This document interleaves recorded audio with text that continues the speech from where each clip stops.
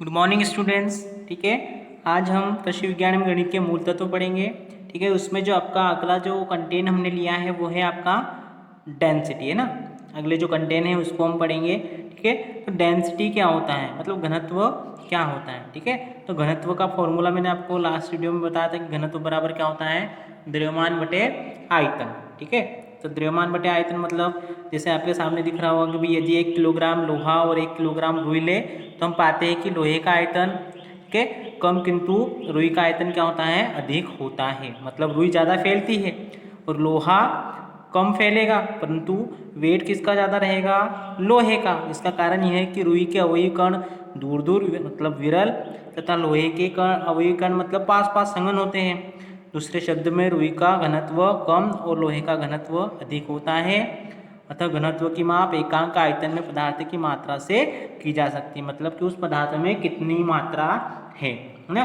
तो प्रति एकांक आयतन, ठीक है, कि द्रव्यमान को ही उस पदार्थ का क्या कहते हैं, घनत्व कहते हैं। ठीक है, तो ये परिभाषा हो जाएगी। तो घनत्व की परिभाषा अगर आपको एग्जाम में लिखने के लिए आती है तब आसानी से लिख पाओगे कि किसी पदार्थ के घनत्व एकांक आयतन के द्रव्यमान को उस पदार्थ का क्या कहते हैं, घनत्व। ठीक है, घनत्व के लिए फॉर्मूला बनाया था हमने सूत्र के रूप में, घनत्व बराबर द्रव्यमान बटे आयतन। ठीक है, आयतन अगर V है, द्रव्यमान क्या है, M है, तो दोनों का मान रखा, डेंसिटी को D से डिनोट करते हैं। ठीक है, तो इस तरीके से आ जाएगा। अब ठीक है, फॉर्मूला बनाया आपके सामने। अब CGS, MKS, FPS ये अलग अलग पद्धतियां हमने देखी थी मात्रकों की। तो CGS पद्धति में घनत्व का मात्रक क्या होगा, ठीक है, सेंटीमीटर, ग्राम और सेकेंड। मतलब द्रव्यमान का मात्रक क्या हो जाएगा CGS में, ग्राम। और ठीक है, आपका जो रहेगा सेकेंड जो रहता है आपका लंबाई का मात्रक, ठीक है, तो क्या हो जाएगा, घन सेंटीमीटर। तो इस तरीके से तो प्रति घन सेंटीमीटर क्या हो जाएगा, घनत्व का मात्रक हो जाएगा CGS में। FPS पद्धति में घनत्व का मात्रक कोण प्रति घन फुट होगा। ठीक है, या कोण पर घन फुट भी लिखते हैं। ठीक है, MKS या SI पद्धति में क्या हो जाएगा, किलोग्राम प्रति घन मीटर है। ठीक है, सेंटीमीटर मीटर में बदल जाएगा। तो इस तरीके से। ठीक है, अब उसके बाद में जो अगला है आपका, ठीक है, अगला जो है आपका एक उदाहरण दिया गया है यहाँ पे। ठीक है, उदाहरण क्या दिया गया है, ठीक है, 27.2 ग्राम पारे का आयतन 2 सेंटीमीटर क्यूब है, इसका घनत्व कितना होगा। ठीक है, देखिए क्या दिया है, आयतन दिया है, मतलब V दिया हुआ है 2 सेंटीमीटर क्यूब, और ठीक है 27.2 ग्राम क्या दिया है, ठीक है, पारे का आयतन दिया गया है ना। मतलब ये ग्राम मतलब उसका द्रव्यमान दिया है, मतलब M दिया हुआ है, V दिया हुआ है। आपको क्या करना है, घनत्व को ज्ञात करना है। फॉर्मूला आपने अभी ऊपर देखा, D इज इक्वल टू क्या होता है, M/V। तो इसमें मान रख दीजिए। ठीक है, इसका पॉइंट हटेगा तो नीचे 0 बन जाएगा।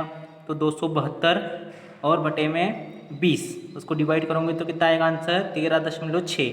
और यूनिट क्या हो जाएगी, 1 ग्राम है ना, प्रति सेंटीमीटर क्यूब। तो ये प्रति सेंटीमीटर क्यूब, ये आंसर आ गया। तो इस तरह से प्रश्न आपको पूछे जाते हैं। ठीक है, अगला जो प्रश्न बनेगा, ठीक है, वो होगा अपेक्षित घनत्व किसे कहते हैं। ठीक है, घनत्व अलग चीज़ होती है और अपेक्षित घनत्व क्या होता है, इस चीज़ को जानेंगे। तो अपेक्षित घनत्व की परिभाषा यहाँ पे दी गई है। ठीक है, किसी पदार्थ के घनत्व और 0 डिग्री सेल्सियस वाले पानी के घनत्व के अनुपात को उस पदार्थ का अपेक्षित घनत्व कहते हैं। ठीक है, सूत्र के रूप में ना, पदार्थ का अपेक्षित घनत्व क्या हो जाएगा, पदार्थ का घनत्व। तो पदार्थ का घनत्व कैसे निकालेंगे, ठीक है, तो द्रव्यमान बटे आयतन के फॉर्मूले से निकल जाएगा। मतलब किसी पदार्थ को अपने उसका द्रव्यमान कितना है और कितना उसका आयतन है, वहाँ से पदार्थ का अपेक्षित घनत्व निकल जाएगा। और 0 डिग्री सेल्सियस वाले पानी का घनत्व, ठीक है, तो 0 डिग्री सेल्सियस वाले पानी के घनत्व को डिवाइड करोगे तो उसके पदार्थ का क्या हो जाएगा, अपेक्षित घनत्व आ जाएगा। ठीक है, अब मात्रक, तो इसका कोई मात्रक नहीं होगा क्योंकि ऊपर भी घनत्व है नीचे भी घनत्व है।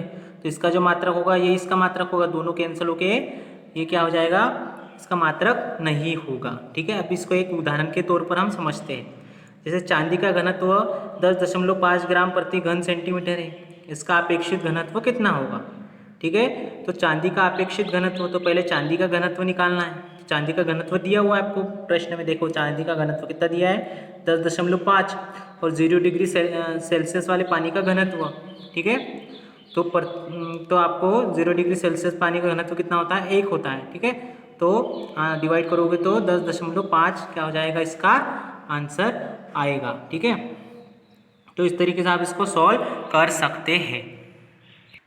अगला जो इम्पोर्टेंट प्रश्न होता है, ठीक है, वो भी आपको एग्जाम में पूछा जाता है, या फिर घनत्व और अपेक्षित घनत्व में क्या अंतर है।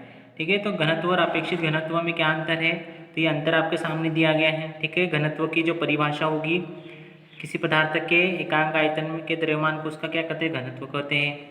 किसी पदार्थ के घनत्व और 0 डिग्री सेल्सियस वाले पानी के घनत्व के अनुपात को उस पदार्थ का अपेक्षित घनत्व कहते हैं। ठीक है, घनत्व का मात्रक ना होता है सीजीएस में पद्धति में क्या, घनत्व का ग्राम प्रति घन सेंटीमीटर होता है। ठीक है, इसका कोई मात्रक नहीं होता। अभी तो देखा हमने कि अपेक्षित घनत्व का कोई मात्रक नहीं होता है ना। मापन की भिन्न भिन्न पद्धतियों में एक ही पदार्थ के घनत्व का मान भिन्न भिन्न होता है। ठीक है, अलग अलग आएगा क्योंकि मात्रकों की अलग अलग पद्धतियाँ होती है। ठीक है, तो इस हिसाब से क्या होगा, इसका मान भी क्या होगा, भिन्न भिन्न आएगा। ठीक है, मापन की समस्त पद्धतियों में किसी पदार्थ के अपेक्षित घनत्व का मान एक ही होता है, क्योंकि इसका क्या है ना, यूनिट सेम रहेगी तो क्या हो जाएगा, इसका यूनिट ही नहीं रहती है, तो मतलब क्या होगा, इसका सभी इसमें क्या होगा, समान आएगा। ठीक है, चलिए अगला जो है वो है आपका जो अलग अलग प्रकार की क्या आती है, आपको मतलब अलग अलग इस नापने के लिए यंत्र बने हुए हैं। ठीक है, तो ये यंत्र में जो पहला यंत्र हम ले रहे हैं वो है दुग्धमापी, है ना, मतलब दूध का मापन करने वाला जो यंत्र होता है उसको हम क्या बोलते हैं, दुग्धमापी। ठीक है, तो इसका वर्णन करने के लिए आपको एग्जाम में पूछा जाता है। तो ये जो आपके सामने डायग्राम दिख रहा होगा, तो इस तरीके का रहता है उपकरण। ठीक है, इसकी बनावट किस तरीके से होती है, ये किस प्रकार से वर्क करता है, इसको हम समझेंगे। ठीक है, तो जैसे आपके सामने दिया हुआ, यह एक परिवर्ती निमज्जन द्रव्यमापी होता है।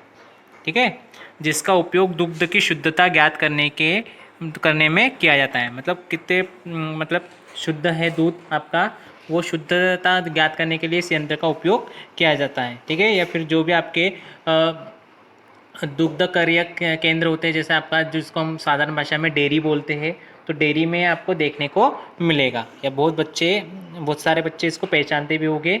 ठीक है, चित्र में आपको दिख रहा है। ठीक है, एक दुग्धमापी प्रदर्शित किया गया है। ठीक है, इसमें कांच की एक बेलनाकार, है ना, खोखली नली होती है, जिसका ऊपरी सिरा ए पतला तथा निचला सिरा बी चौड़ा होता है। देखिए, ऊपर वाला क्या होता है, पतला है, और नीचे वाला क्या है, बी वाला जो है वो क्या है, चौड़ा है, जैसे आपको डायग्राम में दिख रहा होगा। ठीक है, उसके बाद में ठीक है, उसके बाद में दिया है बी के निचले सिरे पर एक बल्ब सी होता है, जिसमें शीशे के छर्रे भरकर उसे भारी बना दिया जाता है, ताकि दुग्धमापी दूध में ऊर्ध्वाधर तैर सके। ठीक है, देखिए आपको इस जो सी है उसमें क्या है, छर्रे डाल दिए गए हैं। ठीक है, जो ऊर्ध्वाधर क्या कर सके, ठीक है, तैर सके उसमें ना। अब बल्ब शीशे के भारी होने से दुग्धमापी सीधा तैरता है। पतली लंबी नली पर शुद्ध पानी के लिए W तथा शुद्ध दूध के लिए M अंकित रहता है। ठीक है, मतलब वहाँ पे ये क्या है, निशान बने हुए W और M। ठीक है, शुद्ध दूध होता है तो उसमें M पर अंकित होगा, और अगर शुद्ध नहीं है तो वो W पर अंकित करेगा। शुद्ध दूध में दुग्धमापी चिन्ह M तक डूबता है। जैसे जैसे दूध पतला होता है, दुग्धमापी दूध में अधिक डूबता है। शुद्ध पानी में दुग्धमापी चिन्ह W तक वो डूबता है। ठीक है, जैसे चित्र में बताया गया है। ठीक है, ये जो आपके सामने चित्र दिया गया है उसमें इस तरीके से है। ठीक है, 10 भागों में इसको बांटा गया है। ठीक है, देखिए ये 10 भागों में बांटा गया है। नीचे क्या है, M दिया है, शुद्ध दूध। ठीक है, पानी का प्रतिशत दिया हुआ है। जैसे जैसे ये ऊपर चढ़ते जाएगा, पानी की प्रतिशत मात्रा क्या होती जाएगी, बढ़ते जाएगी। ठीक है, 10 से लेकर 90% तक पानी को बताया गया है कि भाई दूध में कितना पानी मिला हुआ है। तो इस तरीके से ठीक है, यदि शुद्ध दूध में से क्रीम निकाल ली जाए तो क्रीम निकले दूध का घनत्व शुद्ध दूध के घनत्व की अपेक्षा क्या होगा, अधिक हो जाता है, क्योंकि क्रीम का अपेक्षित घनत्व दूध की अपेक्षा क्या होगा, कम होता है। अब यदि क्रीम निकले दूध में उचित मात्रा में पानी मिला दिया जाए तो इस दूध का घनत्व शुद्ध दूध के समान हो जाता है। ठीक है, देखा ना आपने, अब ये अपेक्षित घनत्व क्या होता है ना, पदार्थ की मात्रा बटे में 0 डिग्री सेल्सियस, है ना, पदार्थ का द्रव्यमान, है ना। तो इस तरीके से आयतन। ठीक है, तो शुद्ध दूध की शुद्धता की जांच रासायनिक विधि द्वारा क्रीम का प्रतिशत ज्ञात करके की जा सकती है। तो ये आपको 3 या 4 नंबर में प्रश्न पूछे जाते हैं ऐसे, तो अलग अलग यंत्रों के। तो आज हमने दुग्धमापी यंत्र को देखा, इसकी बनावट को समझना है आपको और उसको डायग्राम बनाकर आपको समझाना रहेगा। ठीक है, अगले वीडियो में हम अगले जो कंटेंट रहेंगे उसको एक्सप्लेन करेंगे। आई होप ये वीडियो आपको समझ में आया होगा। ठीक है, धन्यवाद।